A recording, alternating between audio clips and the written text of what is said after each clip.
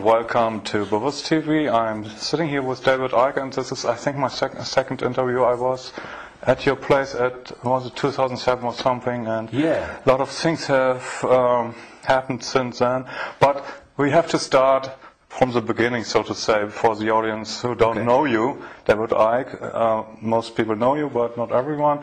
And we have to, for starters, we need to talk about what you are associated most with. That is the reptilian agenda, and that we are divine beings, but we are manipulated from beings that are not from here, or what, and that they are actually the royal family, the British royal family is involved with reptilian beings. How does it work?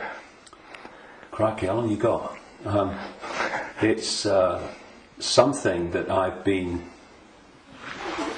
researching. Is a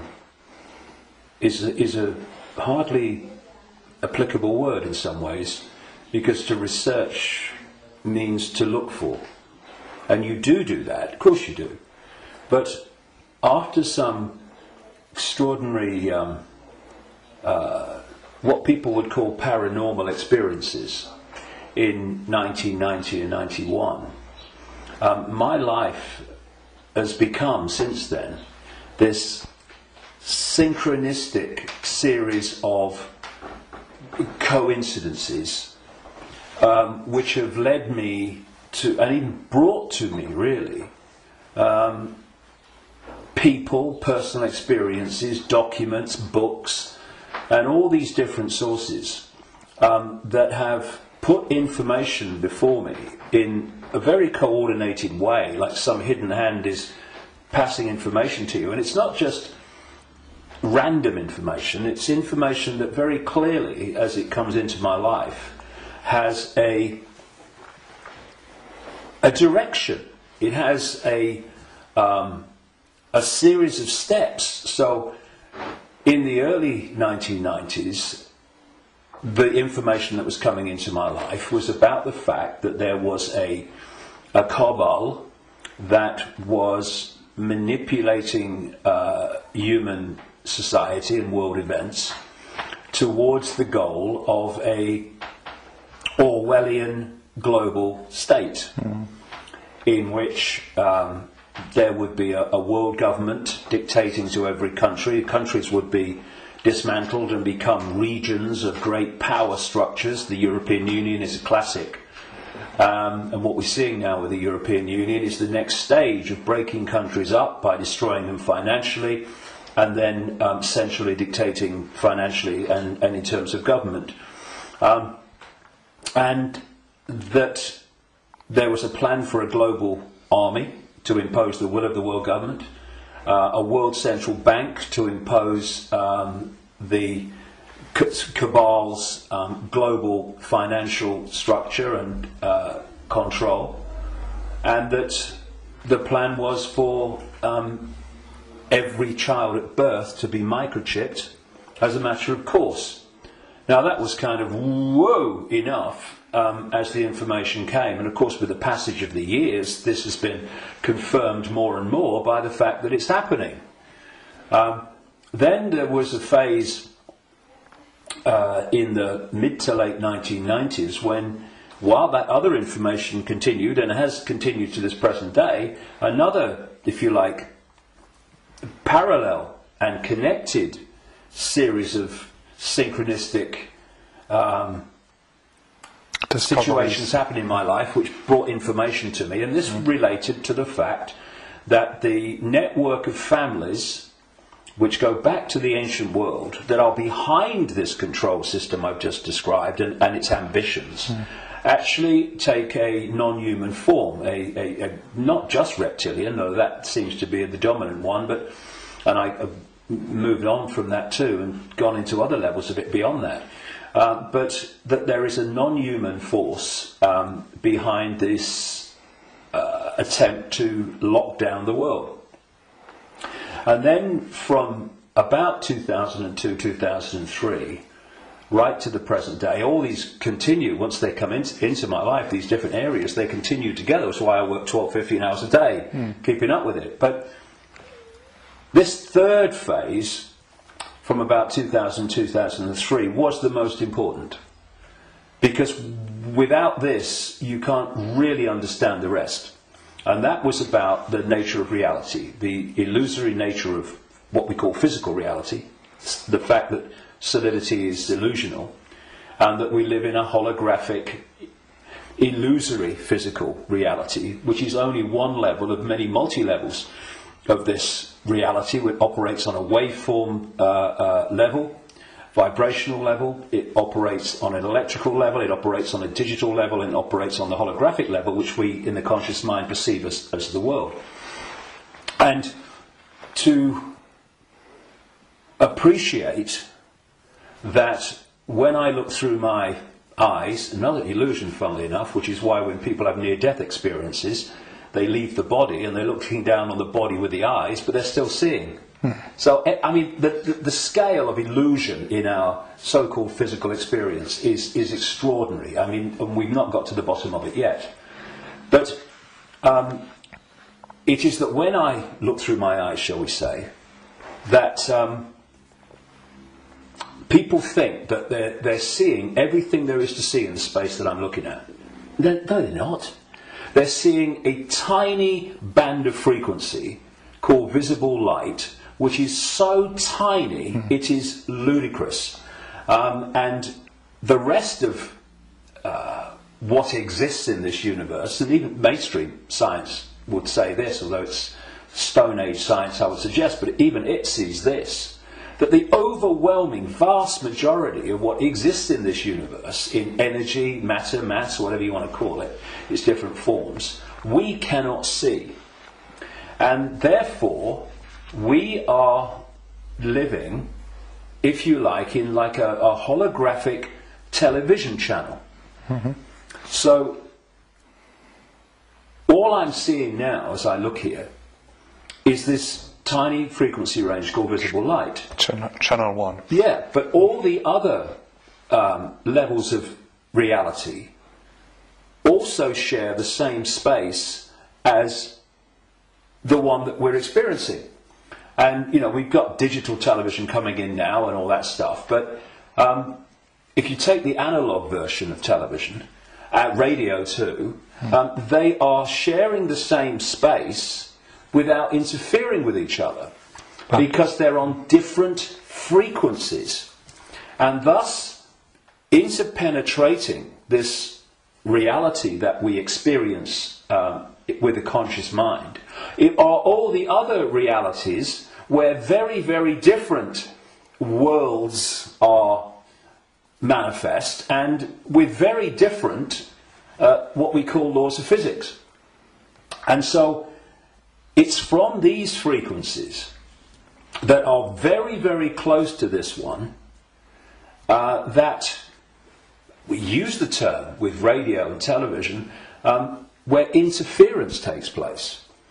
And if you have two radio stations that are well away from each other in the frequency band, then they don't interfere with each other. One's not aware of the other one. But you get two frequencies that are close, and you can get, it might be dominated by one, but there's interference from the other. Why? Because the frequencies are very close. Well, these manipulating entities, forces, shall we say, operate from a frequency band that's very close to this one, but not this one. So but we might not see them, but they might be here. Well, let's give an example. You'll see stories of UFOs appearing out of nowhere and disappearing into nowhere. You'll hear stories about people saying this entity appeared out of nowhere and disappeared into nowhere. Well, they haven't disappeared. And they haven't appeared out of nowhere.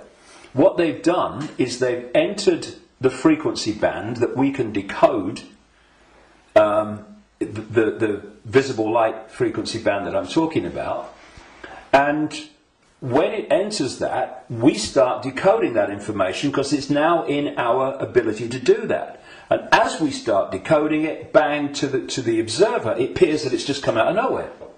And then it leaves that frequency range, and to the observer it's disappeared into nowhere. It hasn't. It's just left that band that we can decode, which is tiny. And so when you... And I find this particularly compelling when I go around different ancient beliefs and explanations of what's happening.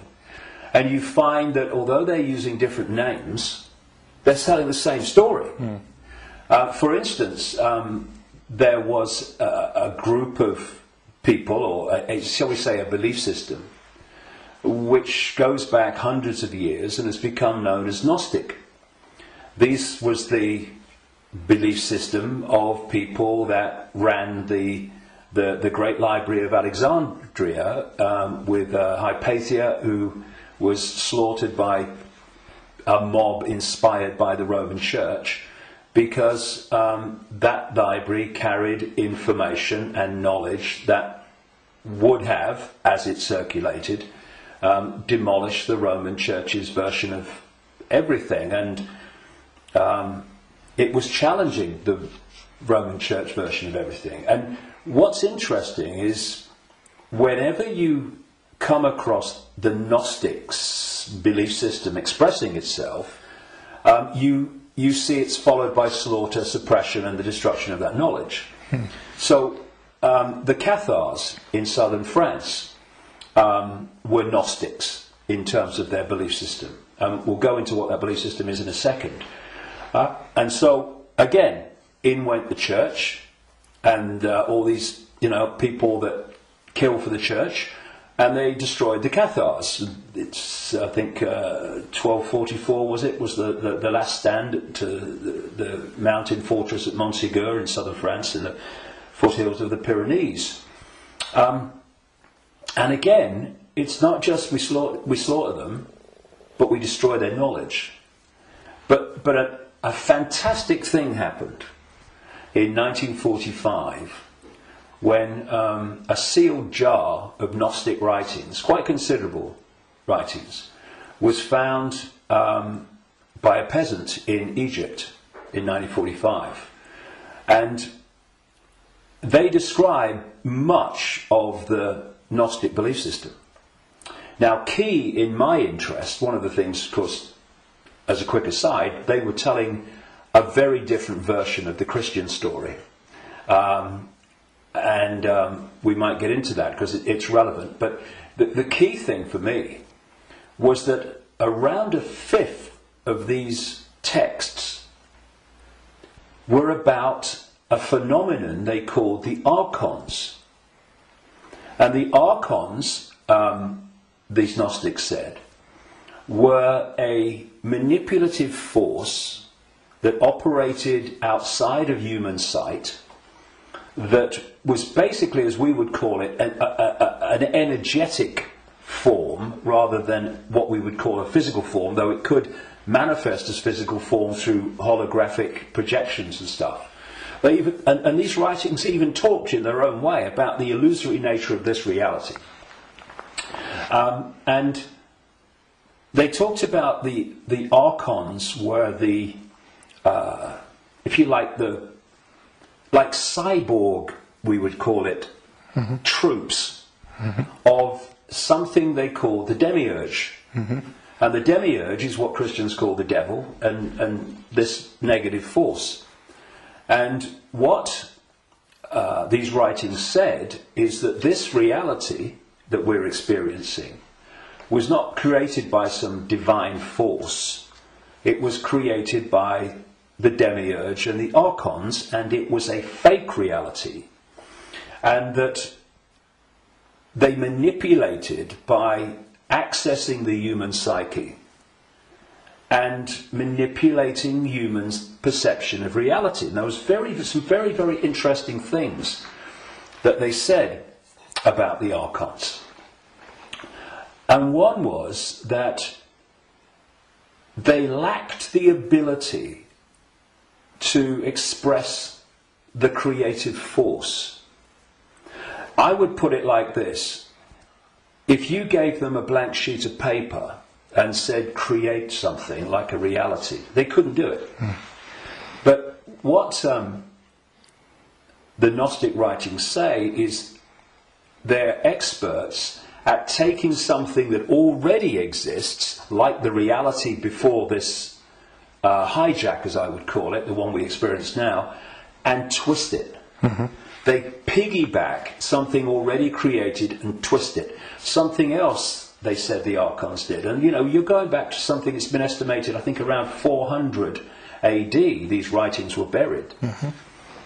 And that is that the archons parasite off everything. They parasite off human society in many, many different forms. And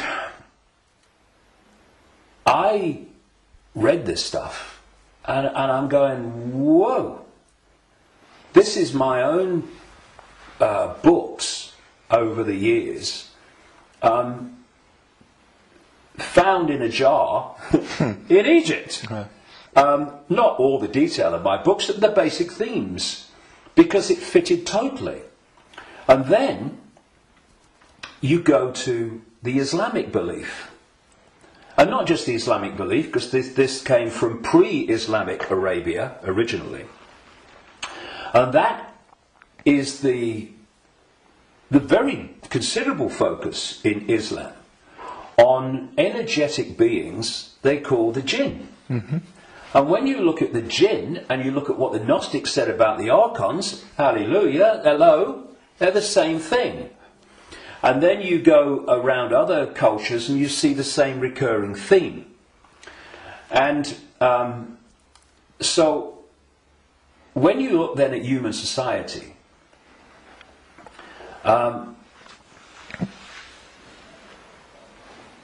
who creates? What is the creative force within human society?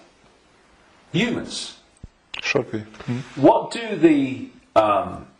What do these families that I've been exposing all these years, what do? They piggyback off that creative force and manipulate it and direct it in a way that suits them. What do these network of families also do? They parasite off human effort, human labour, human energy, human creativity. The banking system, I rest my case. What is the global banking system except a structure totally focused on parasiting the energy and off the efforts of the human population? What is taxation in the way that it is today? It is parasiting of human efforts and human creativity. So what I also found interesting is that the archons are described as we would say, like cyborgs. They almost like, they're computer-like. Mm-hmm. And they serve this force they call the demiurge. Well, I've been talking about these reptilian entities that operate outside human sight but can come in, and the archons can, but they can't stay for long because of the frequency difference. They can come in for a while, but it takes so much energy to stay in our reality because it's not their natural frequency band that they can't stay for long. And what they've done, just a quick aside before I continue that thing about the reptilians, what they've done is they have created a network of bloodline families going way back to the ancient world, which represent their interests with invisible light because they can't come here and stay for very long. So these families, where their outer human form, if you like, is operating within the frequency band of visible light, they are the archon representatives within human society. And this is why you get this network of families that sit on top of the banking system, the transnational corporation network, the media ownership level, top of science, top of the education system, top of the military, top of the global intelligence network. These are these families representing what the Gnostics call the archons. And I was just going to say a few minutes ago, when you look at how these archons are described, they're just like the reptilians that I've been writing about for years, in terms of their computer-like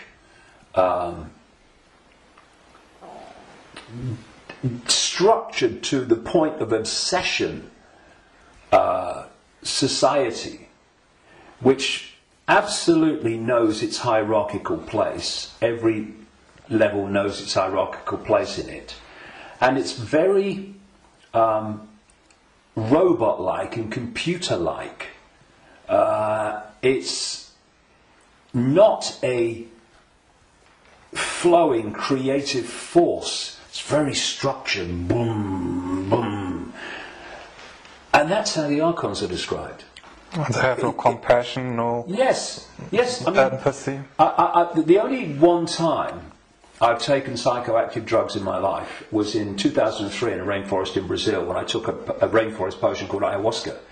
And I went into, I had an amazing time. Some people had bad time on it. And for 5 hours, this voice, so strong when I went into an altered state of perception, talked to me so loudly and so powerful about the illusory nature of reality for 5 hours. And when I came back, and because I had instant memory of all of it, when I came back and checked it all out, you could see very quickly that mainstream science, in all its different disciplines, has shown that what I was told that night is true, but because the disciplines are kept apart and are war with each other for funding and precedence, that the dots never get put together, because they're not meant to. We're not supposed to know what reality we are experiencing. It gives us too much power once we know.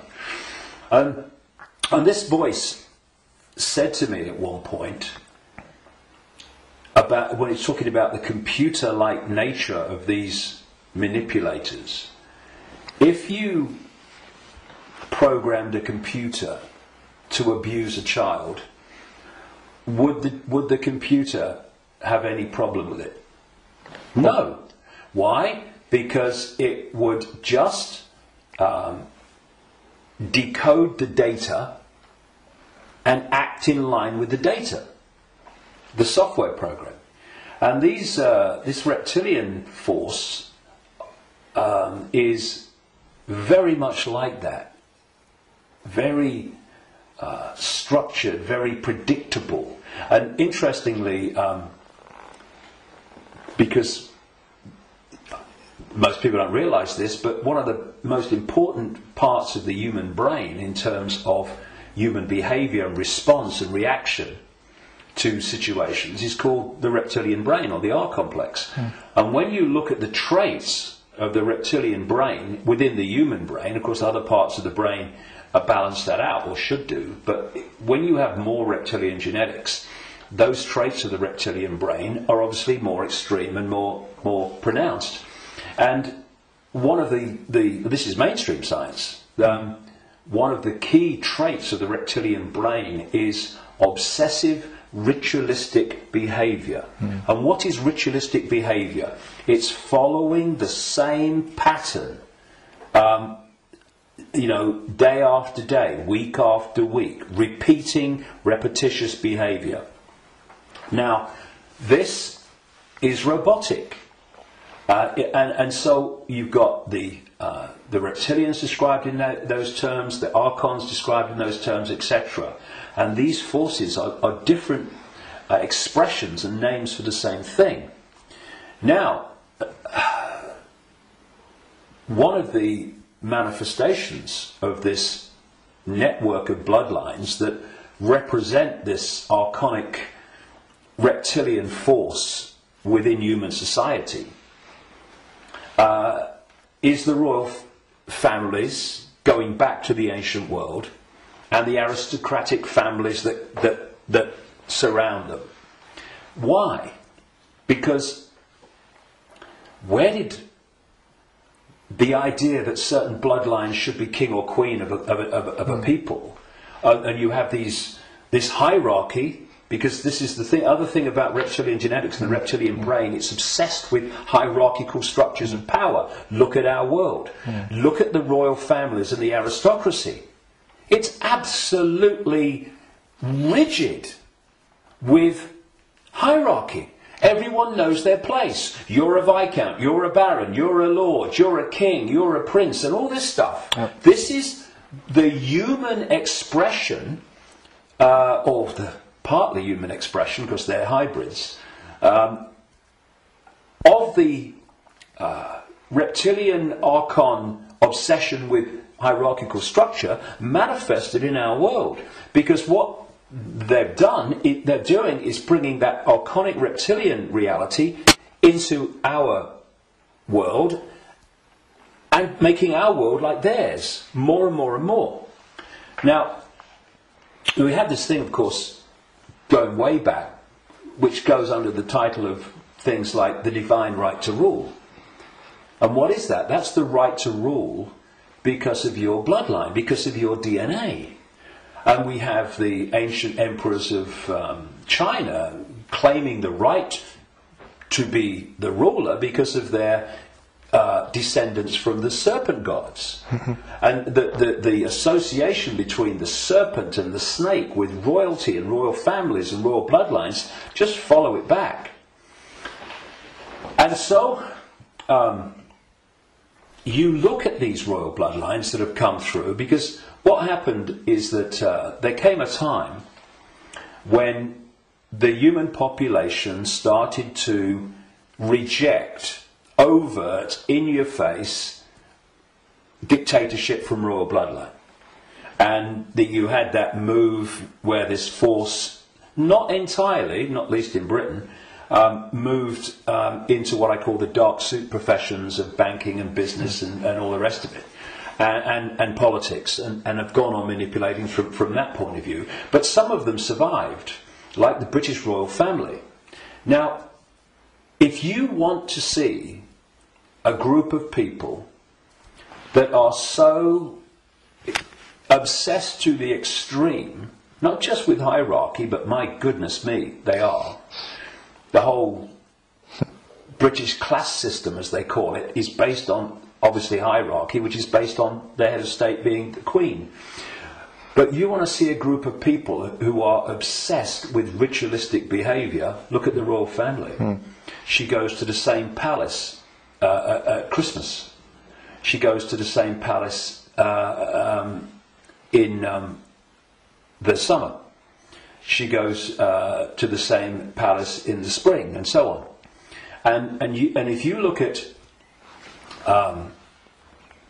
the royal year, it's ritualistic. It's a hamster's wheel, repeating. And then, and we've seen in the week that we're talking, 60 years, the Queen Elizabeth, 60th year on the throne, the Diamond Jubilee. It's really been in our face in the last few days, and I've watched as much as I can because I wanted to follow the ritual.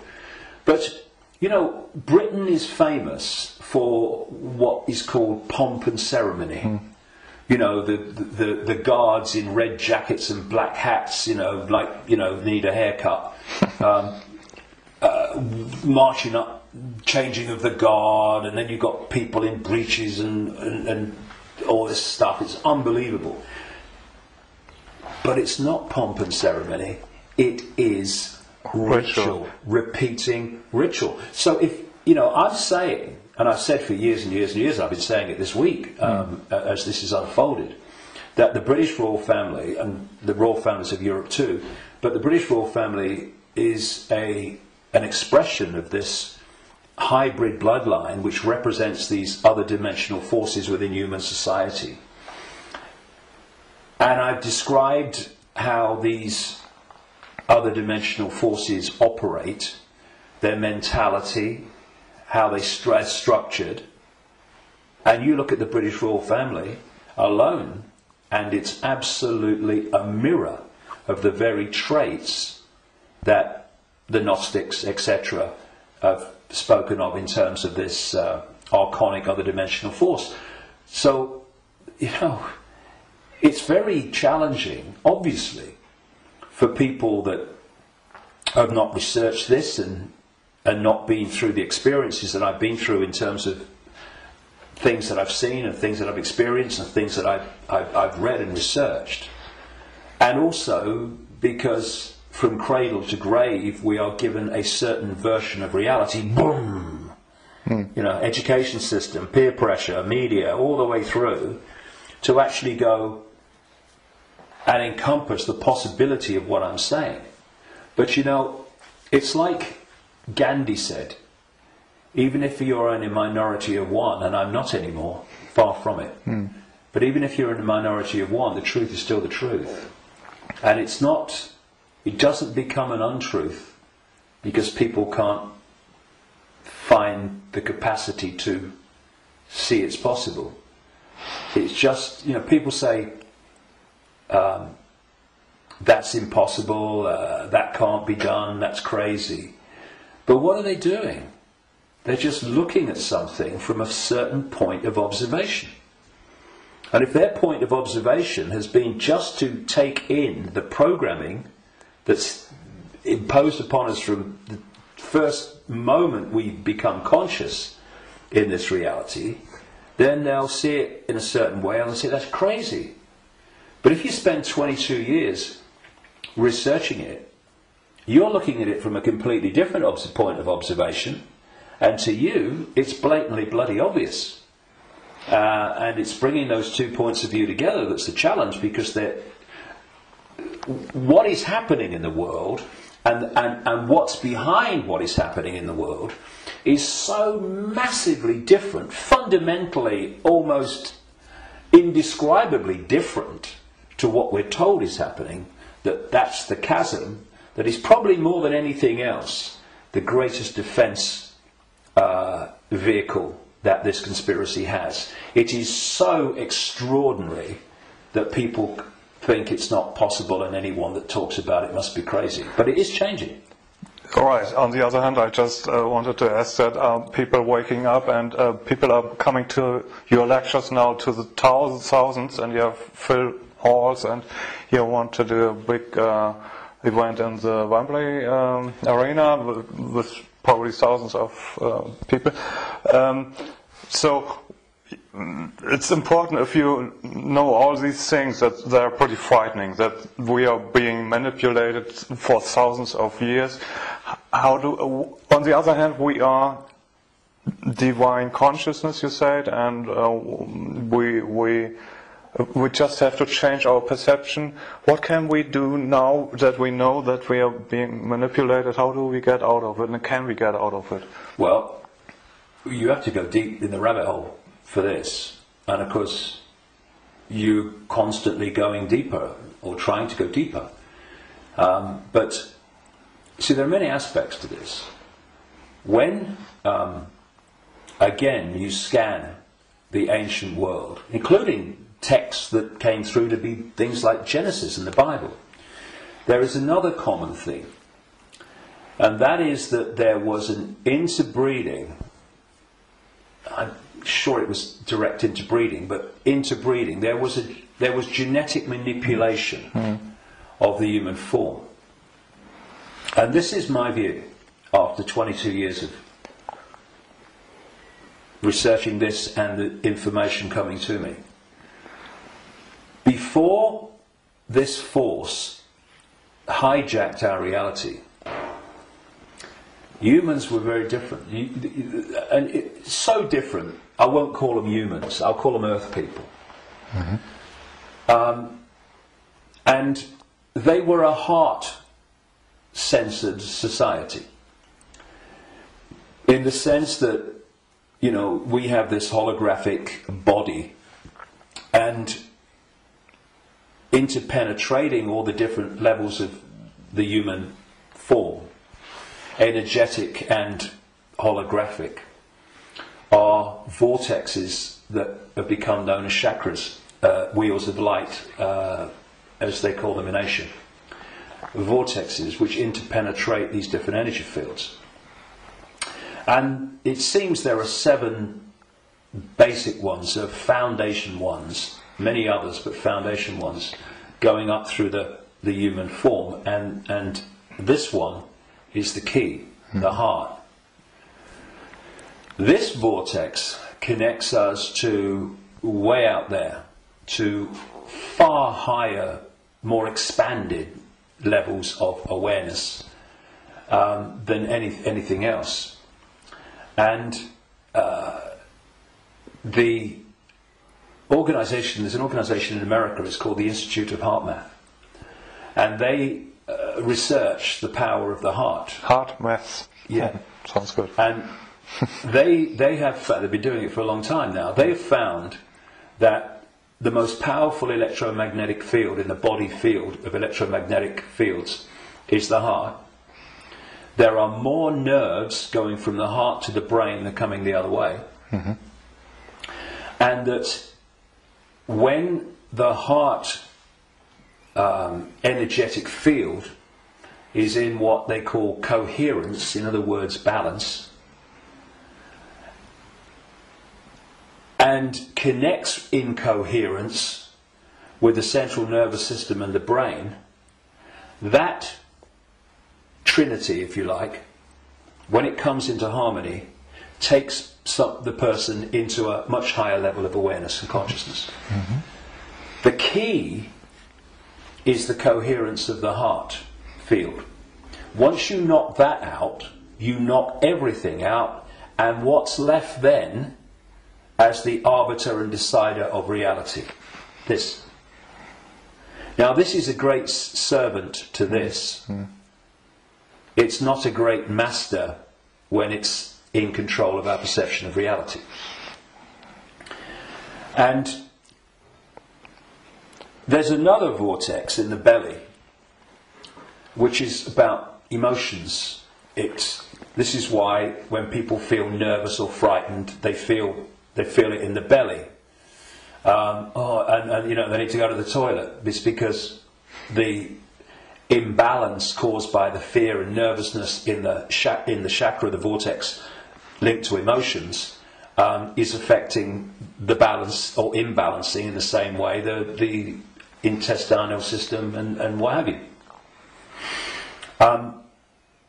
And what they've done to pull humanity into a low vibrational, brain dominated perception is they've moved the point where we interact with reality from the heart to the belly. Hmm.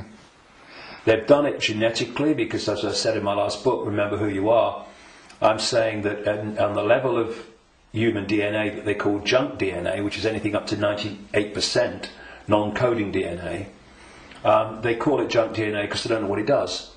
Well, some cutting-edge scientists, not least in Russia and some in America, are pointing out that actually within so-called junk or non-coding DNA is a language, and it's a very it's a language that you can see and you can uncover, and it operates very much like human language. It has many of very closely the traits of how human language is sequenced. This is how this language, as they call it, within so-called junk DNA is sequenced. And they're talking about the fact that the human language, which is what? Vibrational fields. That's what it is. We hear the words, but only when the brain decodes them. Mm. What's passing between me and you now is not the words and what people are hearing. What's passing between me and everybody is not words. It's a vibrational information field generated by my vocal cords. Mm-hmm. People are only hearing the words when they decode that information. So everything is vibrational waveform at its base, even language. DNA is waveform, like the body is waveform in its base state. And they're starting to uncover this language, and it fits absolutely my contention that part of this genetic manipulation was to put into junk DNA what I call biological software programs, and they are basically perception programs. So if you put a disk into a computer and the computer starts to read it, on the screen, the computer's symbolic perception is read from the disk. Well, what if we had biological software programs running through from junk DNA, this language they're finding, and we were reading them into a perception of reality? The other key side of this is that there are emotional biological software programs in there that are running all the time. And when you are reading those, then you are in the belly, because they're low vibrational software programs in terms of emotions, because they're all about fear and all the subdivisions of fear, like anxiety and frustration and depression and guilt, all these expressions, different expressions of fear. And if we do not open our minds, I call this the human body-mind computer, biological computer. If we don't open our minds and let the true self in, consciousness, then humans are operating literally in a closed system in which the DNA emotional and perception programs are running and not being challenged by a level of awareness that is beyond the program. So basically, people talk about the blind leading the blind. What humans are is the program leading the program.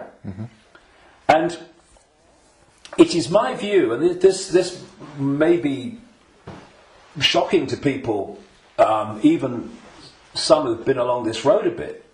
It's my view, after 22 years of putting this together, that the vast majority, at least, of humans have been going through entire lifetimes without having a single original thought or emotional response. Now, when you've got psychologists, I mean, Carl Jung, the Swiss psychiatrist, talked about this, but others too. When you've got psychologists that say that they can break down the human personality into 12 major archetypes and combinations of them, well, at the level of awareness, at the level of consciousness, at the level of the true self, we are infinite possibility within an infinite reality of infinite possibility. How on earth can you break down that into 12 major archetypes and combinations of them? It's ludicrous. You can't. But what can you do that to? Computer programs. And that's what we are. These archetypal personalities are actually software running, perception software running within junk DNA. Now, put all this together, and that has moved us from a heart-centered society, connected out into a greater level of reality. This is the innate intelligence. This is supposed to serve this, not be the governor of perception. That's why this knows, and this thinks has to work it out. People don't go, my intuition thinks, no. My intuition, and we do this, don't we? My intuition just knows. Because instinctively, on a subconscious level, we're going to that point of true knowledge, true awareness, beyond knowledge. This is knowledge awareness.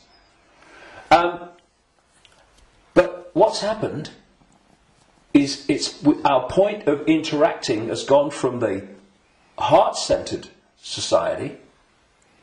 And if you're coming from this, and this innate awareness, this innate knowing, this innate understanding that everything is connected to everything else, then you manifest from that a completely different society to the one that we have. What's the one that we have? They've moved it into the belly. Humans now, gold. I've got a cough. It's not the cough that carries you off. It's the coughing that carries you off. Now, they've moved it into a belly society. where does human response come from, overwhelmingly, to events that we face?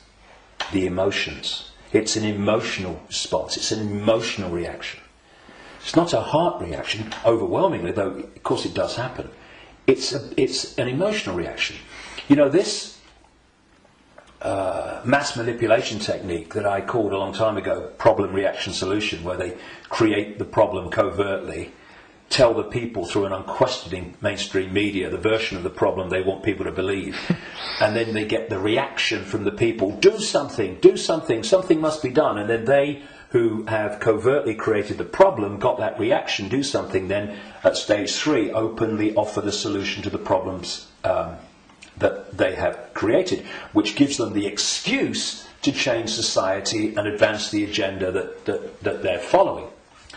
Now, it's not problem, go into the heart, look at it from the innate intelligence of the heart. It's not even problem, have a think about it, do a bit of research, see what you think. It's problem, reaction, solution. It's the manipulation of an emotional response, an emotional reaction.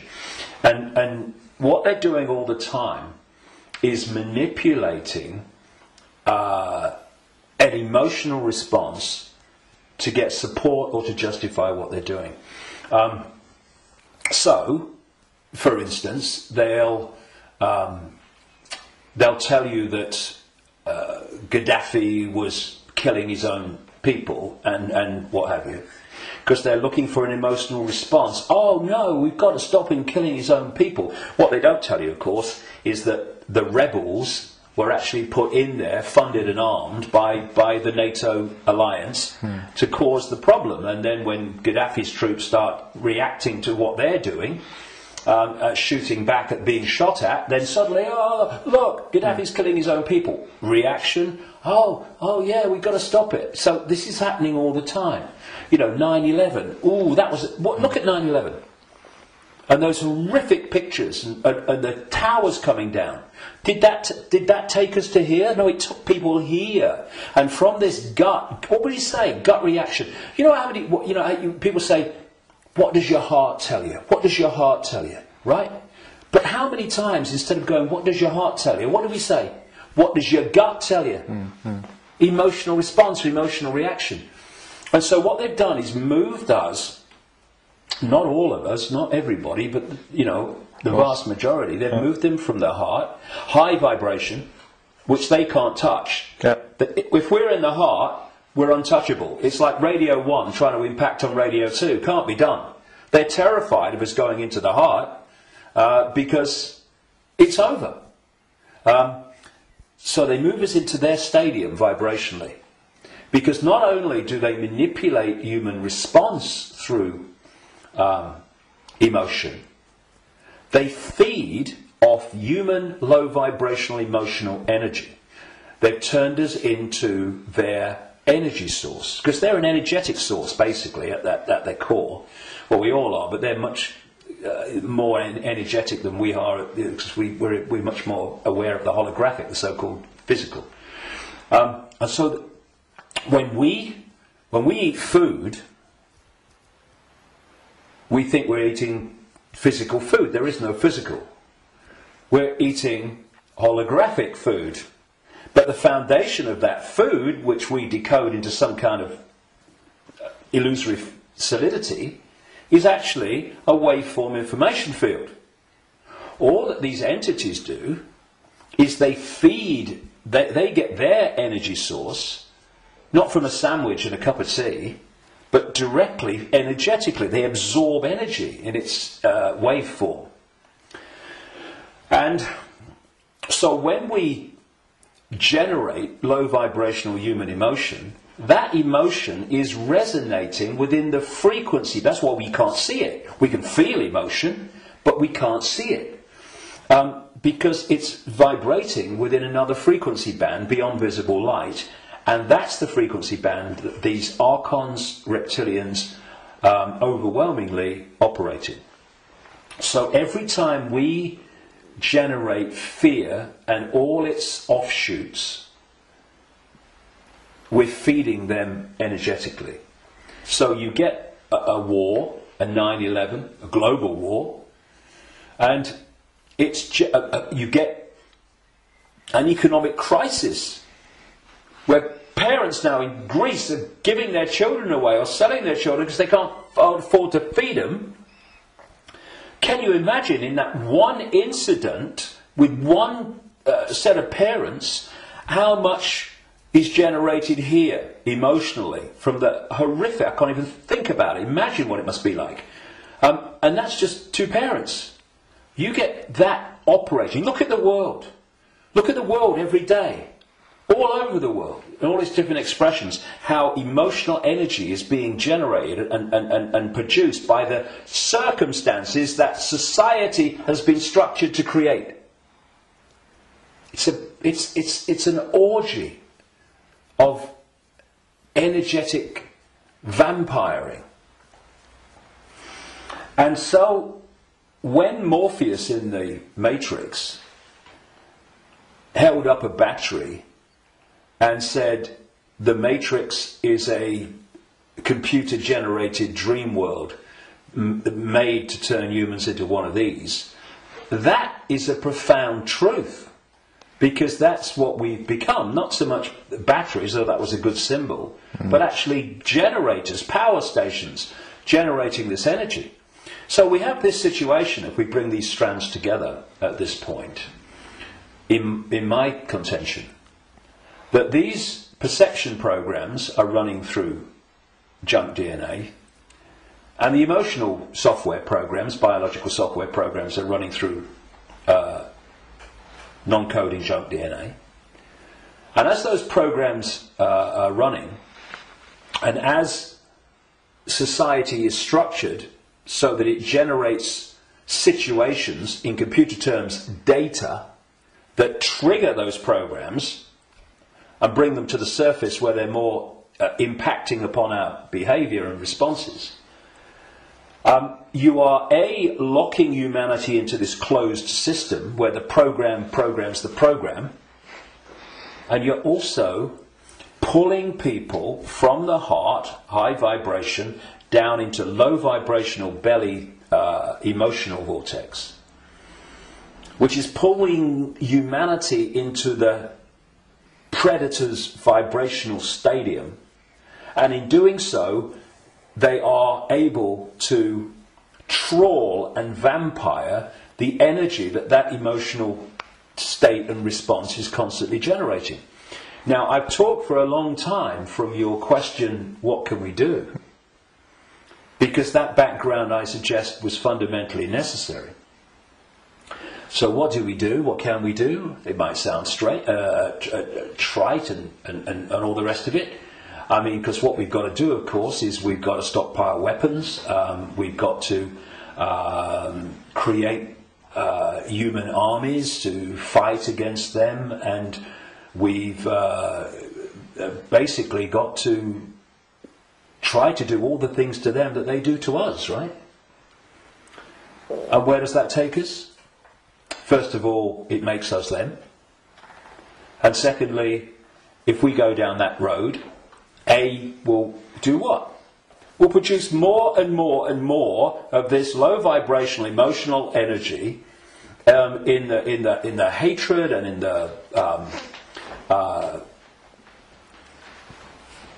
the anger that we produce. And we will also, if we go down that road, we will have symbolically weapons that manifest as a pop gun against state-of-the-art weaponry. So, although it's very macho and very, we've got to fight. I love Tony Blair once, he said, we've got to fight for peace. Sorry, can I just have some time to work that out in a darkened room, please? And it is something that, when you look at it, is very good for the macho we've got to fight him. But as a strategy of bringing this down, is doomed to failure and disaster. because it's playing the game they want us to play.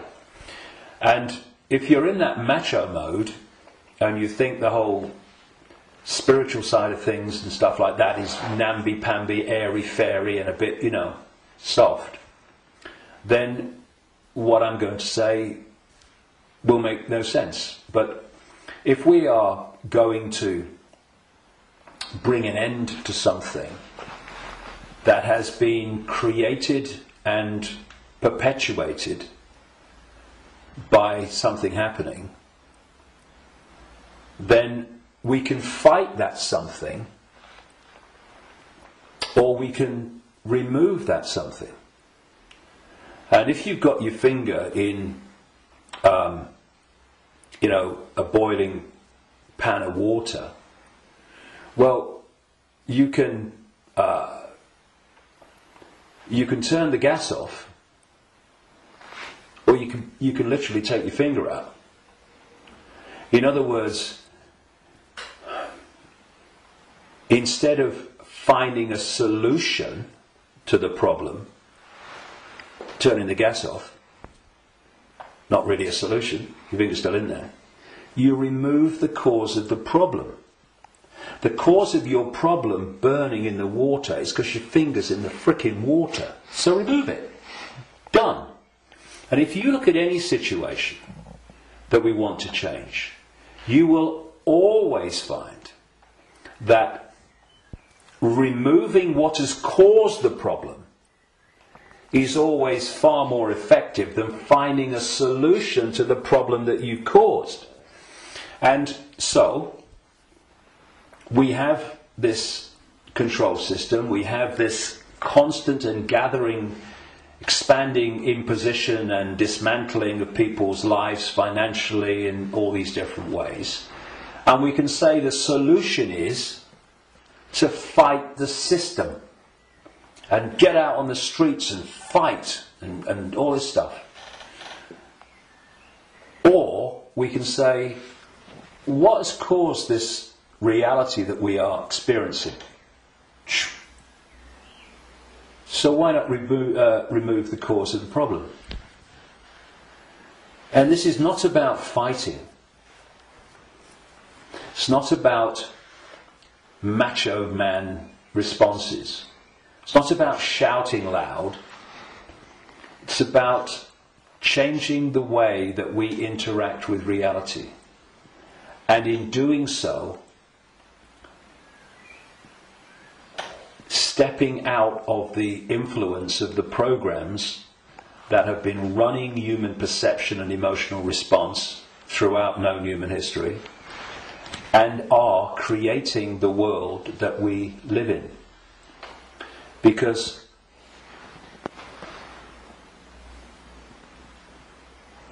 if I go back to what the Gnostics said about the archons, they have no creative energy.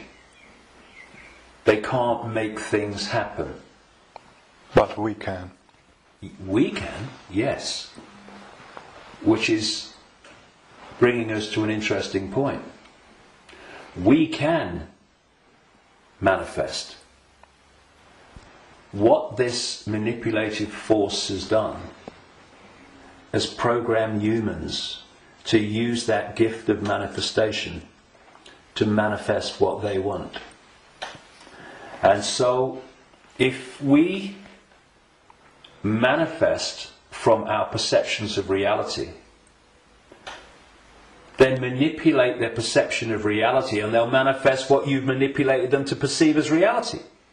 So, I see people challenging war and conflict when their own lives are full of conflict. Now, we live in a holographic reality at this conscious mind level, and there's a very unique and fascinating trait and characteristic of holograms and holographic reality. Every part of the whole is a smaller version of the whole. So if you take, for instance, in the holograms that you buy in the shops, if you take the waveform holographic print, which is on the print in waveform information, and you cut it in 4, and you fire the laser, which reads that information in effect, and brings the 3-dimensional holographic image projecting from the waveform information on the photographic print. If you cut that into 4 and put a laser to each 4 pieces, you will not get a quarter of the whole picture. You'll get 4 quarter-size versions of the whole picture. And this is why, or explains why alternative forms of healing, like reflexology and acupuncture and others, can find points on the ear and the feet and the hands and all different parts of the body that relate to the body as a whole. Thus, reflexologists can work on a part of the foot and impact upon the heart or the liver, depending on where they're doing it.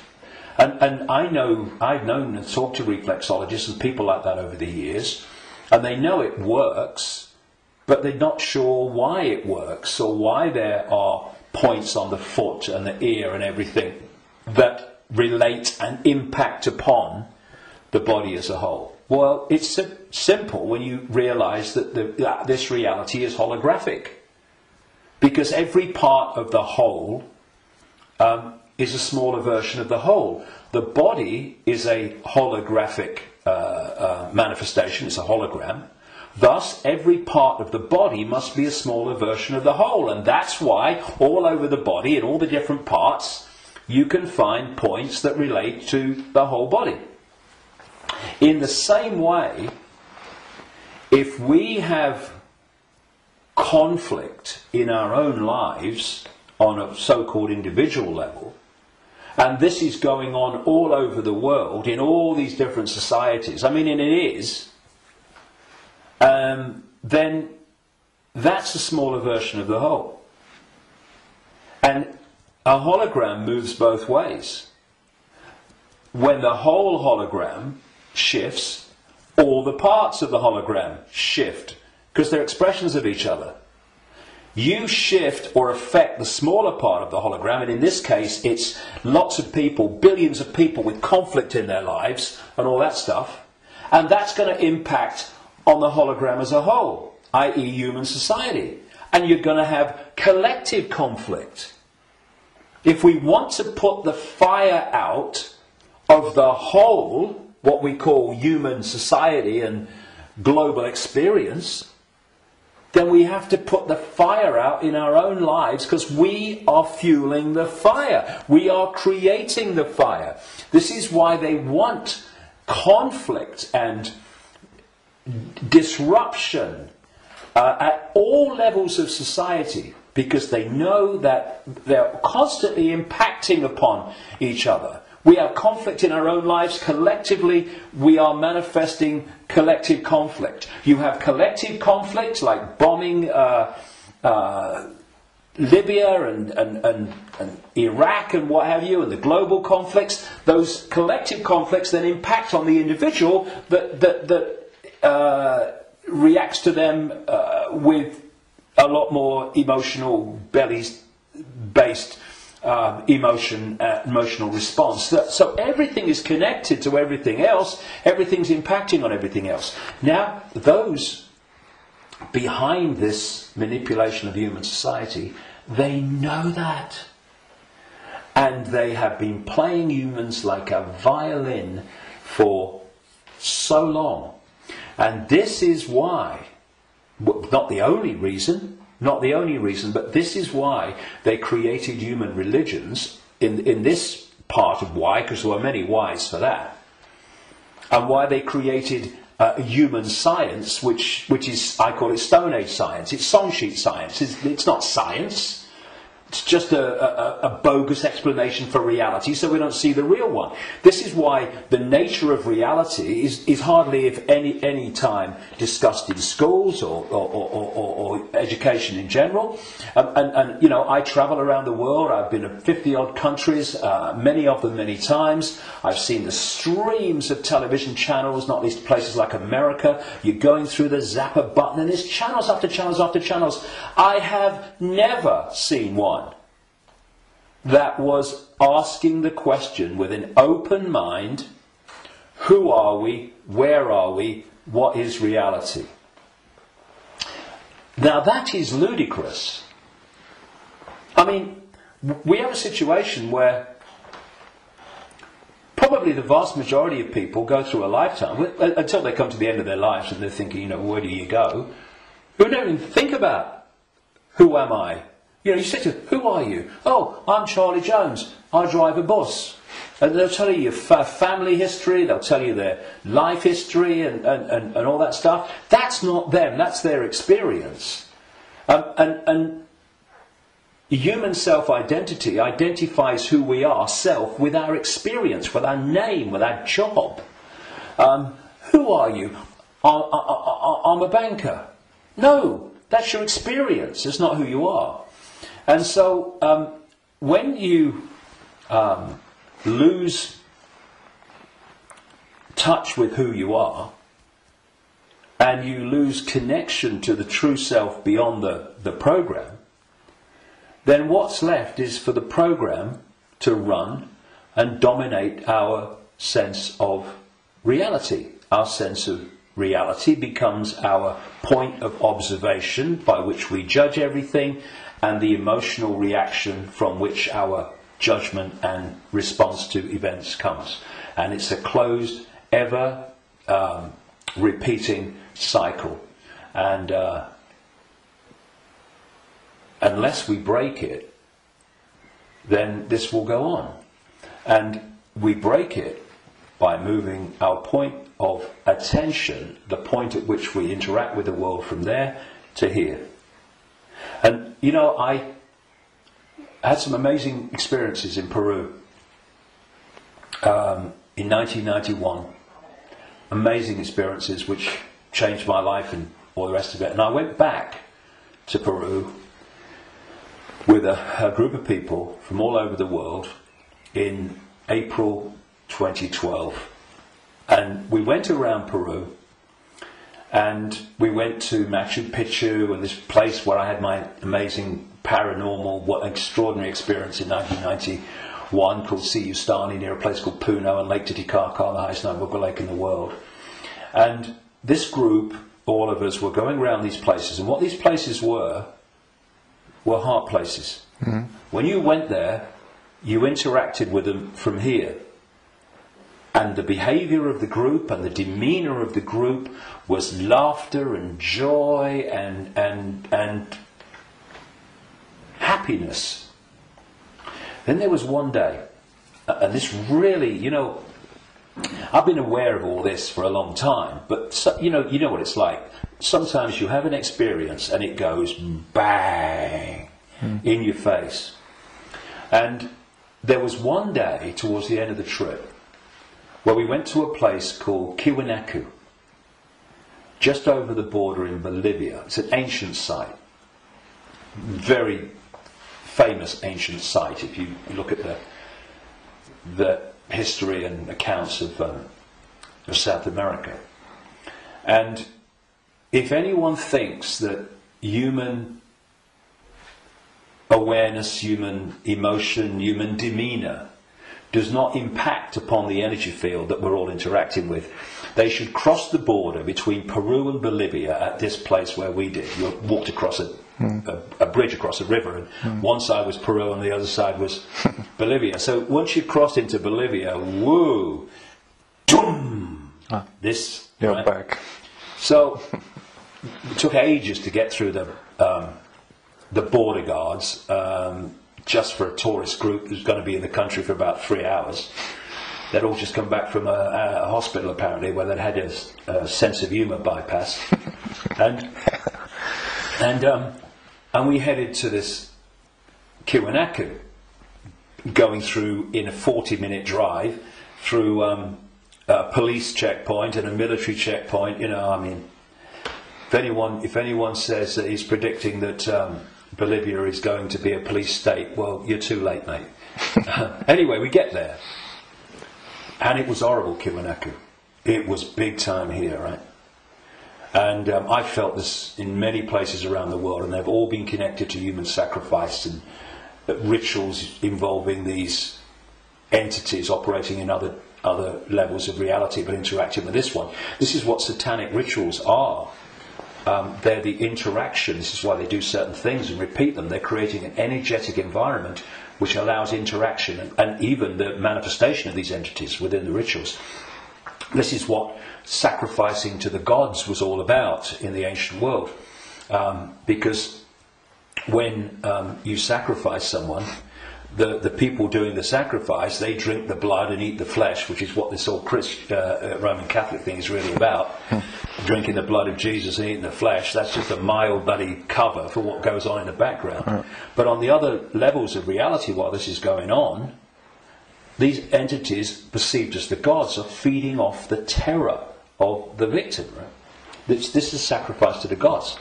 Anyway, we get to Kiwanaku, and it was that kind of energy. Ooh. But what I noticed was the demeanour of the group changed. People weren't happy. They were not in a good space. And there was this lovely guy, Mark, a lovely Irish guy, and the change in the behaviour of the group was so pronounced that on the way back, which we got back into Peru, where everyone started getting a bit happy again, I asked people if they wanted to go on the microphone on the bus and explain, their experience. And Mark said, and Mark was a lovely, lovely guy, all laughing and dancing and all the rest of it, all the way through Peru. And he said, when I was at Kiwanaku, he said, I just wanted to shout abuse at anyone that got in my way when I was trying to take a picture. And I just felt so different. And I won't labour the point, but having, seen it and experienced it and seeing the response, you could see Peru, what a world that would be. And then Kiwanaku, the world that we have today. And we really got to move to here. And I would say to people, it's a challenge in this world, because virtually everything in this world is designed to push you here. So when you're responding from a belly emotional point of view, and you can do it with your mind, with your consciousness, you just move. It's moving your point of attention. That's what it is. You move your point of attention, and you move it here, and feel that point of attention here, not here, and you'll see the situation you face. I know, because I've done it myself, and I've talked to others about doing it, and they have, and they say, yes, it does work. You get to bring it to here. A situation that you're facing looks very different here to here, and vice versa. This is what we need to do. We need to become the heart-centered society that we are being hijacked and manipulated out of. Now, it's not just about moving your point of attention here and seeing the situation from here. Once you move your point of attention here, the vortex opens. Because now you're interacting with it, with your own awareness, instead of interacting in a way that's dominated by this emotion. And when that opens, what comes through that energetic channel is innate intelligence, innate insight, innate knowing. And suddenly you're seeing the world and getting insights into things, and you're seeing what is happening as it is, and not as this is programmed to see it. And this is programmed to see it. You see, the brain, isolated from the heart, works in unison with the emotional chakra, and these two in unison, crikey, they're a bloody nightmare. Look at everything about human society that you don't like. These two buggers working in unison are where it comes from. So this. we go there. See, this, I'm talking about these emotional and perception programs that I say are running through junk DNA, once the heart is no longer impacting in any way significantly on our sense of perception, on our sense of reality and all the rest of it, our sense of response, then the brain becomes the governor of our what? Perception, which is dictated to the brain once this is out of the way, which can override those bloody programs running through junk DNA. Piece of cake. You know, this is where the power is. This is what they're terrified of. So once that's closed down, this is what's done by the program and the way society is structured, then this becomes the governor of perception. And what it is doing, it is decoding as a sense of perception the perception programs running through junk DNA. And that perception of something becomes an emotional response to something, and this is an emotional response from the programs running through junk DNA of the emotional programs. So here's your, if you like, your holographic manifestation of the perception programs of self and the world and reality running through, and here is your holographic expression in response and reaction of the emotional programs running through junk DNA. And these have created the world we don't like. They've created the ability of the few to dictate to the vast majority. Because this will never see it. This will never get it. Except up to a point. This can get to a point where it can see the names, dates, places, Bilderberg group level of engineered wars level of what's going on in the world. But seeing where that is coming from, what's behind it, you've got to go in here.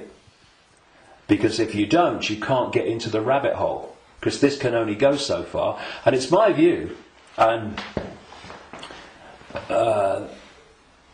in my experience anyway, that if you are an expert in 9/11, in engineered wars, engineered banking scams, manipulated political nonsense, then you are still walking around the outer rim of the rabbit hole. You've not even entered it yet. Because it's still the movie. This holographic reality is like a holographic movie. And when a movie has hit the screen, that's it. It's a done deal. You've got to change the movie now. And that's what this world is, this holographic world. Because what the human body computer is doing is taking vibrational waveform information, which is what the five senses do. It's turning it into electrical information, same information, different form, and it communicates that to the brain and the whole genetic structure, in fact, and that decodes it through into the digital and then the holographic. So the holographic, this apparently physical world, is the end of the story. That, in movie terms, is the movie hitting the screen. You ain't going to change it. You won't stand up in front of a movie screen and start shouting at the screen and telling the movie to change, will it? You'll go, people will go, you're mad, mate, you're mad. If you want to change the movie, you've got to change the reel. It's being projected from back here. But that's what we're doing. You know, so many ways that people respond to this conspiracy when they meet it at some level. It's, we must get out in the streets and protest. Well, I'm not saying don't. But that's still trying to change the movie when the movie's hit the screen. If you come back and go deeper in the rabbit hole, and you understand where this movie's being projected from, which is from other frequency bands of reality through the Illuminati families and the Illuminati structure within visible light human society to become the movie we call human society, then you can go back to the point it's coming from, and therefore you can change what's coming. You can change the movie. And that's what we need to do. And to do that, you know, those that... And I'm not knocking the five-sense level of the conspiracy and communicating it, 9/11, manipulating. I'm doing it every day on my website. Books are full of it. We need to know that. But if we only do that, then basically we are seeing the outcome. We are not seeing the origin. And you cannot change an outcome without changing the origin. And so when I look at so much conspiracy research, good luck to them. You know, everybody that comes and does this, hallelujah to you. Good on you. But there comes a point where we know how the system works in the holographic world. I mean, what's left? Finding out what size shoes Henry Kissinger takes. Yes, on a daily basis as it unfolds, we need to, you know, keep with it. But, okay. But are we going to become recorders of our own enslavement? Oh, see, I told you they'd do this next. Look, they're doing it. If we do that, we've moved from not knowing that the prison's being built around us to seeing the prison being built around us. But there's a common theme between the two of them. The prison's being built around us. And that's fine if people want to do that only. I'm not saying don't do it, but to do it only and ignore where it's coming from, therefore the solution or the removing the cause of the problem. The people who only do that will record and record and record and record their own gathering enslavement and the enslavement of humanity until we wake up. Would you come with me, sir? I ain't waiting for that. We need to change where it's coming from. And for that, there are some major challenges for those in the conspiracy research arena who are dominated by a sense of patriotism and dominated by a sense of a religion. Because patriotism, in the sense of, I'm not saying don't, love your country and love your culture, nothing like that. But patriotism, in the sense of self-identity, I am an American, I am an American patriot. No! That is your experience. What you are is infinite awareness. All that is, has been, and never can be. All possibility. Having that experience. And I'm a Christian. No, you're not. That's the belief system you have chosen to take on as your persona. But it's an experience of being a Christian. It is not who you are. And if you self-identify with being a Christian or being a Jew or being a Muslim or being a Hindu, again you are in a self-identity which is self-identifying with something that's not you. And also, and this is in terms of getting to the origin, it means that you are not going to go, I've come across this all the time, me. I mean, I'm the guy that people in mainstream society, they see conspiracy researchers of the 5 sense nature as extreme and crazy. A lot of them see me as extreme and crazy. Because if you think that all you need to know about life and reality is between the covers of two covers of a book written by who knows knows when, and who knows what circumstances, the Quran and the Bible and all the rest of it, then and what that tells you are and reality is and how it all works, you ain't even gonna begin to go down the rabbit hole into the areas that we need to understand. Because if you do, you immediately realise that your religion is part of the conspiracy. I talked earlier about the archons and this demiurge that this like devil figure, as Christians would call it, that the Gnostics talked about in their texts.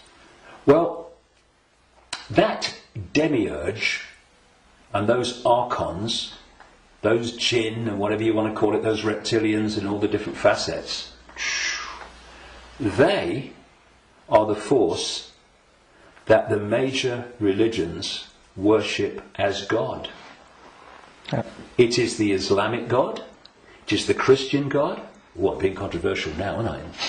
I have been known to. I don't care. I want the truth, not the popularity contest victory. It's the God of Islam, it's the God of Christianity, it's the God of Judaism. Yahweh! Oh, that's the demiurge. That's this fake manipulator of creation that the Gnostics talked about. So we got this situation. Please tell me it's not true. I'm afraid it is. But it doesn't have to be. We just change it. And it's gone. But where this unseen network that the Gnostics talked about, all these people talk about, have created this conspiracy, this network of human manipulation of politics and business and banking and all the rest of it. And some people, increasingly large numbers of people, fantastic, have started to see that and challenge it and try to expose it. But at the same time, they are welded to religions that are worshipping the very force that created what they're trying to expose. And I suggest what we need is, yes, to move here, to open this and let consciousness in, but we also need a blank sheet of paper. A blank sheet of paper that says, okay, all preconceived ideas over here. All preconceived beliefs and perceptions of reality over here. Now, from this point, what goes on that sheet of paper in terms of my perception of reality comes from information, comes from innate knowing, does it feel right, and comes from it standing up on the basis of credible information and intuitive knowing. Now, some of these preconceived beliefs, they might be able to be put back. Maybe, I don't think many will. I don't think any will, really, but they can be. But they're not there on the sheet of paper dictating reality by reflex action. Now, David Icke, he talks about shape-shifting reptilians. He's mad. It's not possible.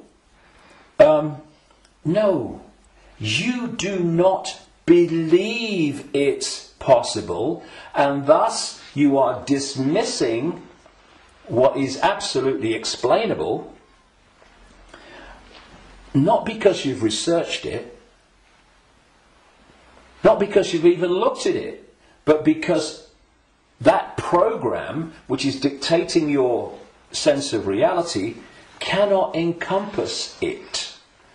Thus, people say to me, and have said to many people in this arena, when the actions of these families have been exposed, they'd never do that.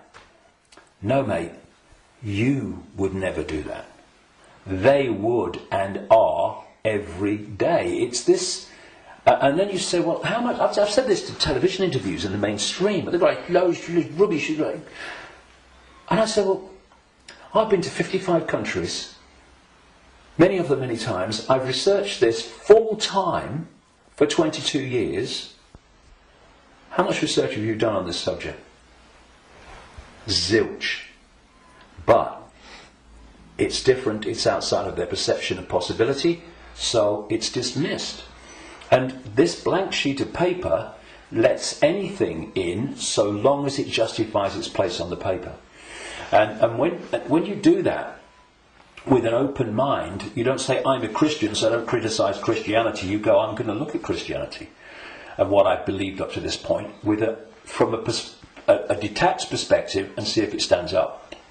I know a guy in America who set out, many decades now, he was a real avid Christian, and he set out to prove the Christian story was true. Jesus existed and all this stuff. And very soon after this, as he started, I'm going to show it, of course what he realised very quickly is the evidence is all the other way, and he became a conspiracy researcher, because then he's going, well, nothing of it. If I've been duped on this, what else am I being duped on? And then the dominoes start to fall, and you start to see the greater conspiracy. But he had an open mind enough to see that when the information was going in a certain direction, he was willing to go with it. But a lot of people that are welded to religions, they don't want to look at the information. And you can be a religious believer, and you can go to the 5 sense level of the conspiracy, because you can say it's Satan and Jesus is coming, and it's Armageddon, and it's the end times and all that stuff. You can do all that from a Christian perspective, but you ain't going to get in the rabbit hole. To do that, all those belief systems have to go, because they're there to censor the true self. Okay, thank you, David. That's amazing, and a lot of information, and a lot to think about, but the important thing is not to think, but to know, to feel, and we all have the ability and the what humans have. We can change it because we can create, which the others can't. Yeah, so they create through us, and the difference is, and the way to turn this around is to, instead of having our sense of reality manifest as our experienced reality by external forces manipulating our sense of reality, which becomes our experienced reality, we get rid of that influence, and our unique perception of reality becomes our unique experience of reality. Do you think we've got a world worth living in then? Do you think 2012 is a year that a lot of people say then there will be a major change? Do you think that's happening? Well, I've not gone along with that in the way that it's just been described in many ways. I came across a theme almost immediately after my initial stirring awake in 1990 in the spring, when I went to a psychic because I felt this presence around me all the time, and I wanted to know what it was. I didn't tell her, but just so she would pick it up, and bingo, lots of things happened. Said I was going to go out on a world stage and reveal great secrets, and there's this shadow across the world had to be lifted astray, to be told all that stuff.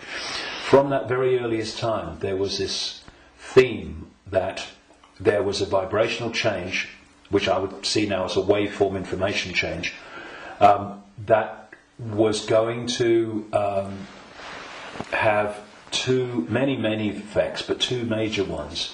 One, it would awaken vast numbers of people eventually to another perception of self in the world and reality. The less closed-minded would be affected first, but eventually people at that time who were absolutely in the bubble, in the box, would be affected. Well, it's happening. Quite demonstrably, it's happening. And the other effect, major effect of this vibrational change, which way back in 1990 I gave the title The Truth Vibrations, because of this, these changes that we was going to bring, was going to be that this vibrational change would bring to the surface all that had been hidden so people could see it. Well, you look about people waking up to another version of reality and self and the world in vast numbers in 1990. You look at all that's been hidden coming to the surface in 1990. You know, what? Look at it in 2012. It's incredible. It's happening, right?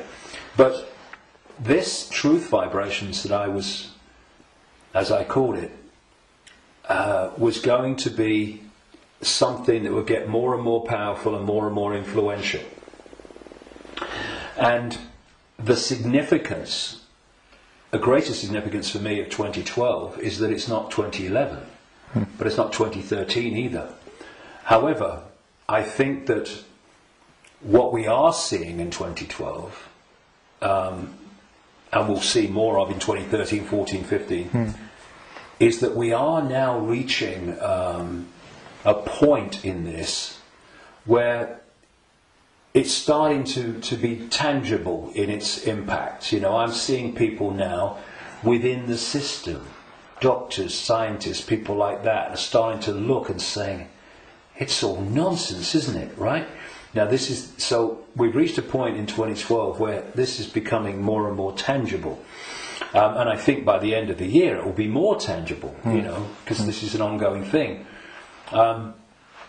And the focus on 2012 in a positive way about, you know, this is going to be the Great Awakening. And I don't think it's going to be the Great Awakening in 1 year, but that focus on it, people are focusing on the fact of awakening, and that's bound to impact upon people opening their minds. The negative part about it, of course, is this stuff about the end of the world and all that stuff, which brings, where does that take you? It takes you here. So I think that 2012 is significant in that way. But in 2013, we're going to see the impact even greater, 2014 even greater. And there's going to come a point where this information vibrational change is going to reach a tipping point where it's the dominating perception. And at that point, the House of Cards will come down. And one of the other themes in the last 22 years that I picked up from many different sources and stuff is that just when the control system appears to hold all the aces and has got everything in place, it's going to come down so fast it's going to be shocking. So for a little while longer, I mean, we're seeing it now, you know, President of the United States every day deciding who's going to be killed in a drone attack and all that stuff without any due process or anything like that. So we're moving, but at the same time, this awakening is moving as well. And, you know, the president and the control system and their agenda and their unfolding Orwellian state, although it's not called that, the facets of it as they unfold are all over the television news and they're in all the newspapers. So people can get the impression, understandably, that's all going on. Oh my goodness me, look at this.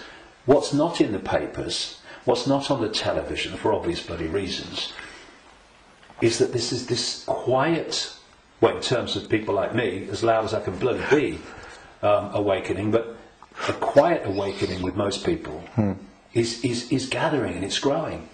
And it will eventually be like a tidal wave of change and bring an end to this bloody nonsense, because the power that is used to enslave and manipulate us is merely the power we give away every day. When we stop doing that, there's a very loud bang and the House of Cards comes down. But so that's the revolution. The revolution is not stockpiling weapons and hurling abuse and all this stuff. The revolution is remembering who we really are and the power to dictate our own reality collectively and individually that memory brings. That's the revolution, remembering who we are. That's why I've called this big event at Wembley, Remember Who You Are. It's the key to everything. If we don't remember who we truly are, infinite consciousness having an experience, nothing's going to change. And but we are, and so it is. It's changing. We can see it, and you're part of it, and we are part of it, and I thank you for what you do. Well, thanks. And anyone can be part of it. It's just a choice. Right. Thank you, David. Cheers, mate. Thank you. Thanks a lot.